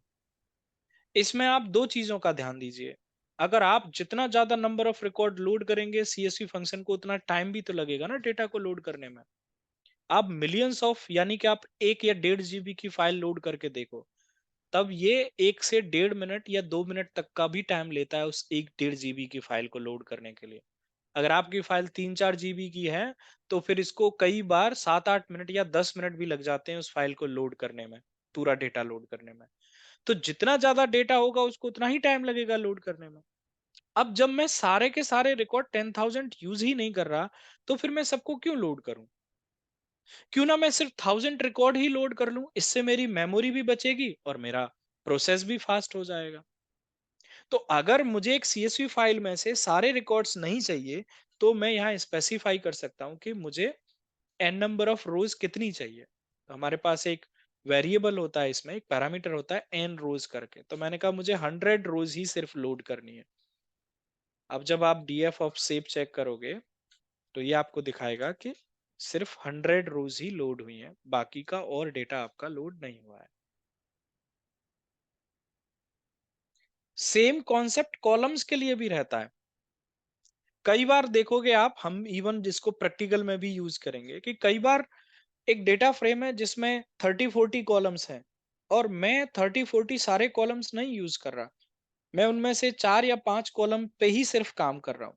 तो एक तरीका तो वही है, फिर से हम सारा डेटा लोड करें, फिर उसमें से 4-5 कॉलम सेलेक्ट करें, या फिर क्यों ना हम वो 4-5 स्पेसिफिक कॉलम ही लोड करें, बस बाकी का डेटा हम लोड ही ना करें। तो हम यहाँ स्पेसिफाई कर सकते हैं यूज कॉल्स में कि कौन कौन से कॉलम्स आपको लोड करने हैं। अच्छा, पाइथन केस सेंसिटिव होता है, जैसे यहाँ नेम का एन कैपिटल है, अब अगर आप यहाँ पे नेम इस तरीके से लिखोगे तो उसको नहीं मिलेगा वो। तो पाइथन एक केस सेंसिटिव है, इस चीज का आप ध्यान रखेंगे बस। आईडी, नेम, एज और जेंडर।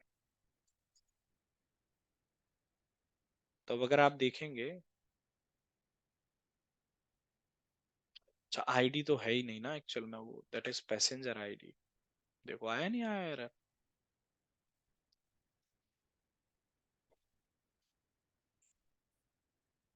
तो अब अगर आप डीएफ ऑफ इन्फो करेंगे तो आप देखेंगे कि सिर्फ पैसेंजर आईडी, नेम, जेंडर और एज, यही कॉलम्स लोड हुए हैं। आप चाहो तो यहाँ पे एन रोज बता के ये भी बता सकते हो कि मुझे यही 4 कॉलम चाहिए और 100 रिकॉर्ड चाहिए, बस आप दोनों एक साथ लगा सकते हो, कोई इश्यू नहीं है उसमें।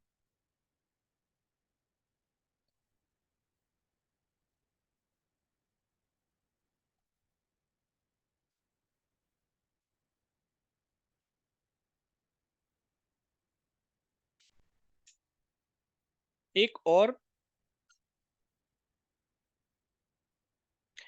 तो अगर आप देखेंगे यहाँ पे जो फाइल को मैं अभी लोड कर रहा हूँ डाउनलोड्स में, train.csv,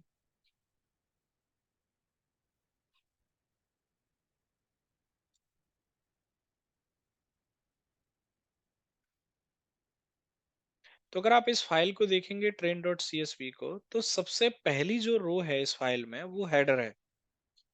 पांडास क्या करता है, जब भी किसी भी सीएसवी फाइल को लोड करता है, वो सबसे पहली वाली रो को हेडर मान के चलता है। अब चाहे एक्चुअल में वो हेडर है, चाहे वो एक्चुअल में हेडर नहीं है, उसे उससे फर्क नहीं पड़ता।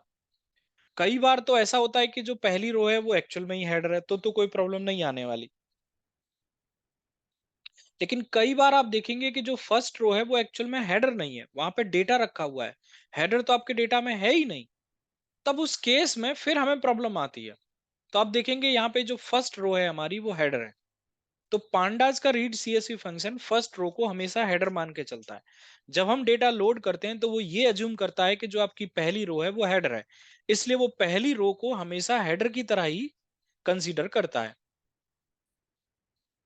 और जब आप इसको लोड करते हैं, तो जब आप देखेंगे यहाँ पे डीएफ ऑफ हेड करके, तो जो पहली वाली रो होगी वो आपकी हेडर की तरह उसको वो अज्यूम करेगा। लेकिन अगर मान लो मेरे पास ऐसा कोई सिनेरियो हो जिसमें, और ऐसे बहुत सारे सिनेरियो होते हैं कॉमनली, आप देख पाएंगे आगे, कि हमारे पास में सीएसवी फाइल की जो फर्स्ट रो वो हेडर नहीं, डेटा है एक्चुअल में, हेडर तो उसमें है ही नहीं।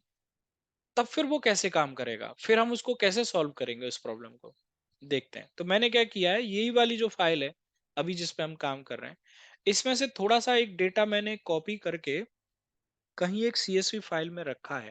लेट मी सी मैंने कहाँ रखा है।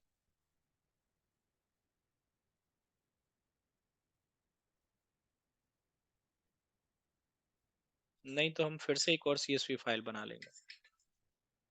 एक कॉल है, 1 मिनट रुको।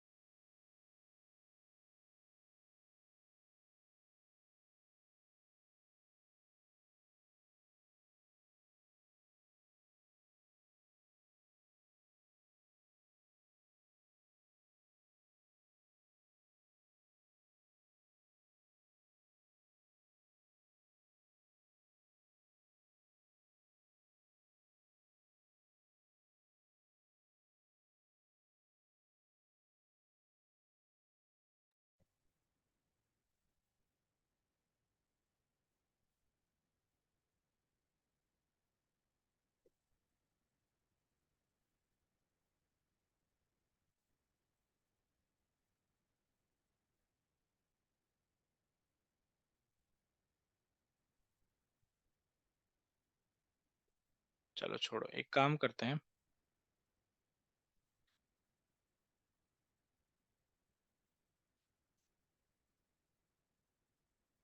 इसमें भी हेडर है,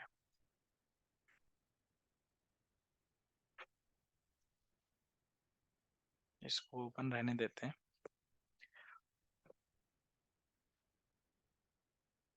एक अभी फाइल हमने बनाई थी मूवीज फोल्डर में, फाइल हैंडलिंग फोल्डर के अंदर।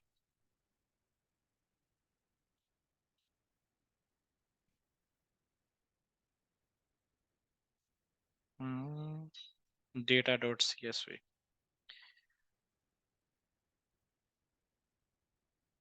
ये रहे। इसमें से इस डेटा को मैं हटा देता हूँ,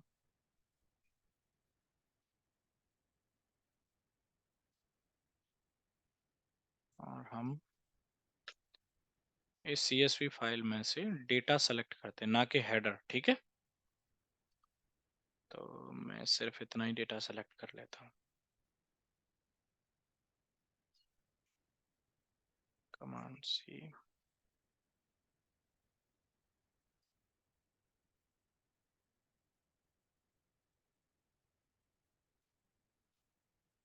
ओके।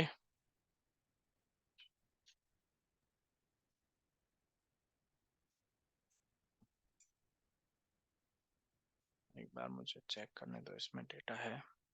ठीक है, तो अब आप देखोगे ये जो डेटा डॉट CSV फाइल है, इसमें क्या है कि जो पहली रो है वो हेडर नहीं है, लेकिन ये चीज रीड CSV को नहीं पता।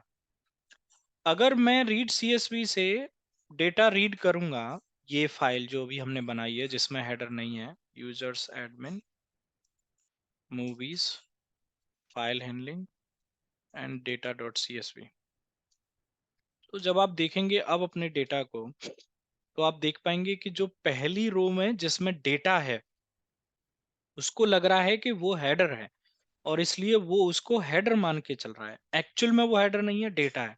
तो अब मैं इस केस में क्या करूं? तब इस केस में मैं लिखूंगा सबसे पहले header is equal to none. मैं बोलूंगा कि मेरे पास हेडर नहीं है, तो हेडर आपका नन सेट हो गया इस केस में। जब हेडर को हम नन सेट करते हैं, तो वो बाय डिफॉल्ट हेडर की जगह पे क्या ऐड कर देता है? 0 1 2 3 4 5, यानी कि नंबर्स ऐड कर देता है। लेकिन हम नंबर्स के पे आगे काम नहीं कर सकते, क्योंकि हमारा नंबर्स पे ही रो है, फिर नंबर्स पे ही कॉलम हो जाएगा, और फिर नंबर पे ऑपरेशन करना भी मेरे लिए थोड़ा टिपिकल होगा। तो हम नेम प्रोवाइड करते हैं फिर कॉलम्स को। तो फिर हम क्या लिखते हैं आगे?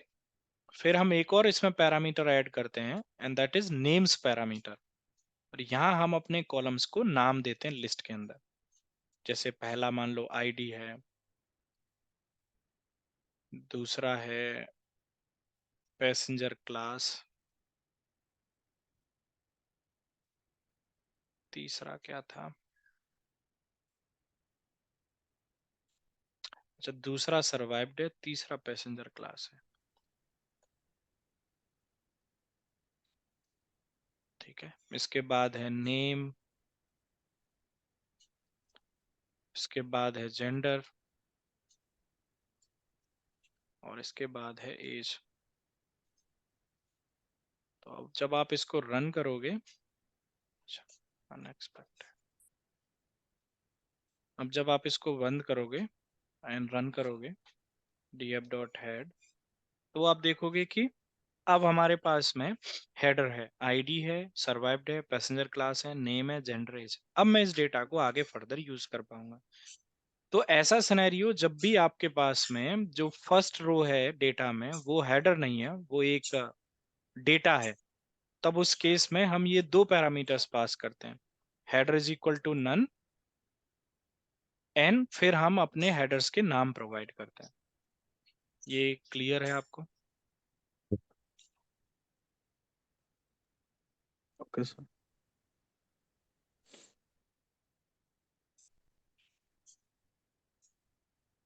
एक और छोटा सा प्रॉब्लम आता है हमारे सामने, वो डेली मीटर से रिलेटेड है, जो हमने अभी नंपाई में भी देखा था, मैंने आपको बताया था। तो कई बार वैसे जो सीएसवी फाइल को हम बोलते हैं कॉमा सेपरेटेड वैल्यू, यहाँ जो वैल्यूज होती हैं वो कॉमा से सेपरेटेड होती हैं। लेकिन कई बार ऐसा सिनेरियो भी होता है जहां वैल्यूज कॉमा से सेपरेटेड नहीं है, कॉलन से सेपरेटेड है या किसी और से सेपरेटेड है। उस केस में फिर हमें अपना सेपरेटर भी चेंज करना पड़ता है।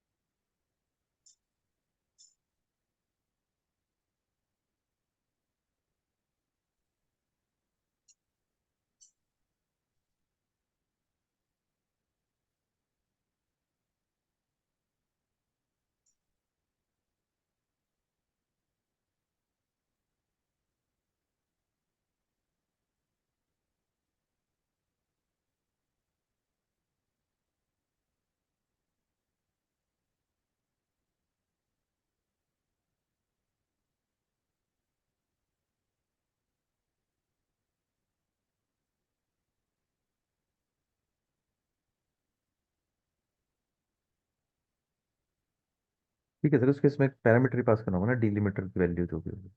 हाँ, एक डेटा है मेरे पास में, मैंने कहीं रखा हुआ है, बस मैं वो चेक कर रहा हूँ।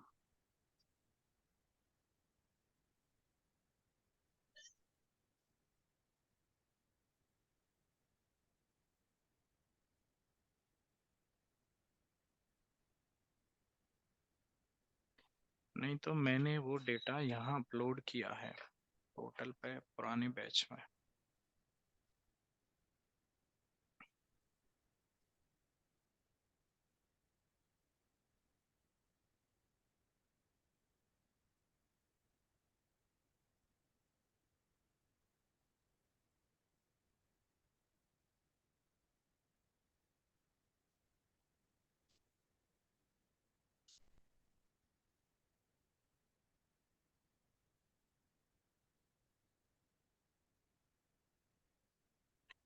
ये जो फाइल है ये डेट फाइल है, बेसिकली ये डेटा फाइल होती है, पर इसको सीएसवी फंक्शन से रीड किया जा सकता है। तो इस डेट फाइल को जब तुम देखोगे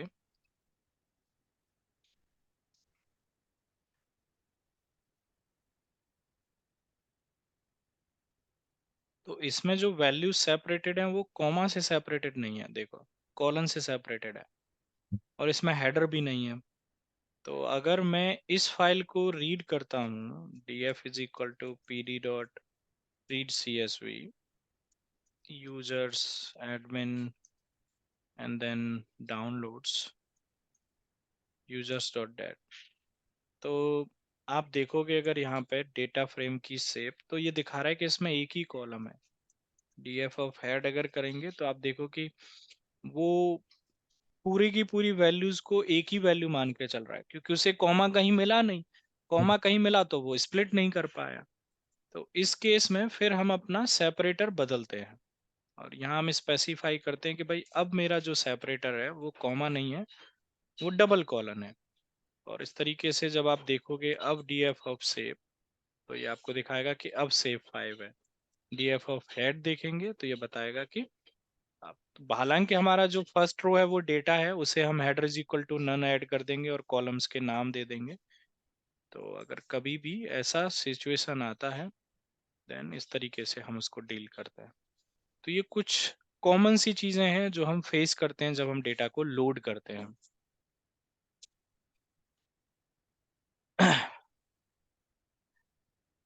तो हेड जो फंक्शन है वो आपको बाय डिफॉल्ट डेटा की फर्स्ट 5 रो दिखाता है, और इन फर्स्ट 5 रो से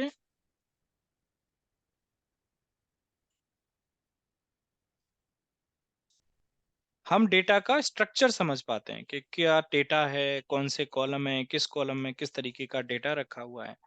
जैसे यहाँ मुझे देखने को मिल रहा है पैसेंजर आईडी में क्या वैल्यूज हैं, सर्वाइव्ड में क्या है, पैसेंजर क्लास में, नेम में, जेंडर में, किस कॉलम में किस तरीके का डेटा है, वो सब मुझे। तो हेड क्या करता है, फर्स्ट 5 रो आपको रिटर्न करता है। बाय डिफॉल्ट 5 देता है, लेकिन हम इसे चेंज कर सकते हैं। इस 5 को हम 7 बना सकते हैं, या इस 5 को हम 4 बना सकते हैं, 2 बना सकते हैं, 3। हम पैरामीटर पास भी कर सकते हैं और उतनी नंबर ऑफ रो रिटर्न कर सकते हैं। ऐसे ही हमारे पास में टेल नाम का प्री डिफाइंड फंक्शन है। ये आपको डेटा फ्रेम की लास्ट 5 रो दिखाता है, और आप इसे भी चेंज कर सकते हैं।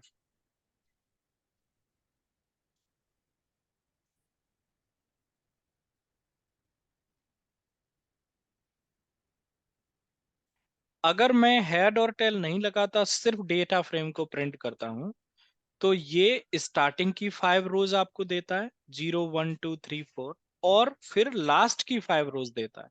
यानी कि हेड और टेल दोनों का आउटपुट आपको देता है, अगर आप सिर्फ डेटा फ्रेम को प्रिंट करते हैं तो।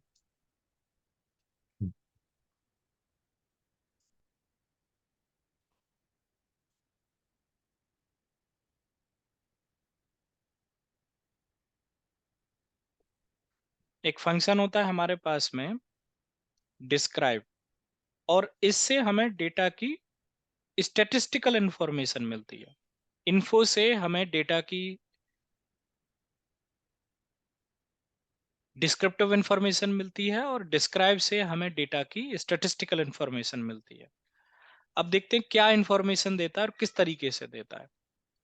तो सबसे पहले आप देखेंगे इसमें जो इंफॉर्मेशन आई है, ये उन्हीं कॉलम्स के लिए आई है जो कि न्यूमेरिकल कॉलम होते हैं बाय डिफॉल्ट, यानी कि इंटीजर और फ्लोट कॉलम। जो आपके स्ट्रिंग वाले कॉलम थे उसको कैटेगरिकल डेटा बोलते हैं। उनके लिए यहाँ कोई इंफॉर्मेशन बाय डिफॉल्ट नहीं है। अगर उनके लिए चाहिए तो हम कुछ पैरामीटर पास करते हैं, वो भी हम देखेंगे। पहले यहाँ पे क्या इंफॉर्मेशन आई है वो देखते हैं। आप एज कॉलम से इसको समझोगे तो अच्छे से समझ में आएगा। काउंट का मतलब है कि कितनी वैल्यूज का काउंट है उस कॉलम में, क्योंकि एज कॉलम में कुछ वैल्यूज मिसिंग है, इसलिए दिखा रहा है कि 714। मीन कितना है आपके डेटा का, यानी कि एवरेज वैल्यू कितनी है। स्टैंडर्ड डेविएशन यानी कि स्टैंडर्ड एज कितनी है, मिनिमम एज कितनी है, मैक्सिमम एज कितनी है, 25th percentile, 50th percentile, 75th percentile, जो अभी मैंने आपके साथ डिस्कस किया था। तो आपको आइडिया लगता है कि रेंज ऑफ एज क्या है, कितना मिनिमम रेंज है, कितनी मैक्सिमम रेंज है, एवरेज एज क्या है। ये यहां से देखने से एक लुक में मुझे सारी इन कॉलम्स की सारी इंफॉर्मेशन मिल जाती है एक ही फंक्शन से। सबके लिए मुझे अलग अलग जाके चेक करने की जरूरत नहीं पड़ती। अगर ये मुझे चाहिए कैटेगरिकल डेटा के लिए भी, तब फिर हम यहां पे लगाते हैं इंक्लूड ऑल। अब जब आप इसको रन करोगे इंक्लूड ऑल लगा के, ऑल जाएगा इन ब्रैकेट्स, तो आप देखोगे कि अब ये जेंडर के लिए और नेम के लिए। अब क्योंकि जेंडर का और नेम का एवरेज नहीं हो सकता, स्टैंडर्ड डेविएशन नहीं हो सकता, मिनिमम नहीं हो सकता, मैक्सिमम नहीं हो सकता, कोई नेम में मिनिमम मैक्सिमम वैल्यू थोड़ी ही होती है। इसलिए आप देखोगे नेम और जेंडर के लिए ना तो मीन है, ना स्टैंडर्ड डेविएशन है, ना मिनिमम है, ना ये सब है, सब नैन नैन भरा हुआ है। तो फिर इनके लिए क्या रिटर्न होके आया है, 3 नई रो ऐड हुई हैं। पहली रो यूनिक, यानी कि इस कॉलम में कितनी यूनिक वैल्यूज हैं। जेंडर में 2 यूनिक वैल्यूज हैं, मेल और फीमेल। नेम तो सारे ही यूनिक हैं, क्योंकि ये जैसा नेम दूसरा कोई है ही नहीं उसमें, इसलिए 891 दिखा रहा है। मोस्ट फ्रिक्वेंट वैल्यू कौन सी है, टॉप का मतलब मोस्ट फ्रिक्वेंट वैल्यू कौन सी है, तो जेंडर में सबसे ज्यादा अकरेंसेस मेल की है, और कितनी है उसकी अकरेंसेस, 577। बाकी की जो वैल्यूज हैं वो सब फीमेल है। इस तरीके से हमें कैटेगरिकल डेटा और न्यूमेरिकल डेटा दोनों की इंफॉर्मेशन डिस्क्राइब से मिलती है। अगर मुझे डिस्क्राइब में सिर्फ इंफॉर्मेशन चाहिए, मान लो एक पर्टिकुलर कॉलम की, तो फिर आप डेटा फ्रेम पे डिस्क्राइब मत लगाओ, वो कॉलम सेलेक्ट करो, फिर उस पर डिस्क्राइब लगाओ, और फिर उसके बाद ये आपको सिर्फ उस स्पेसिफिक कॉलम की इंफॉर्मेशन देगा।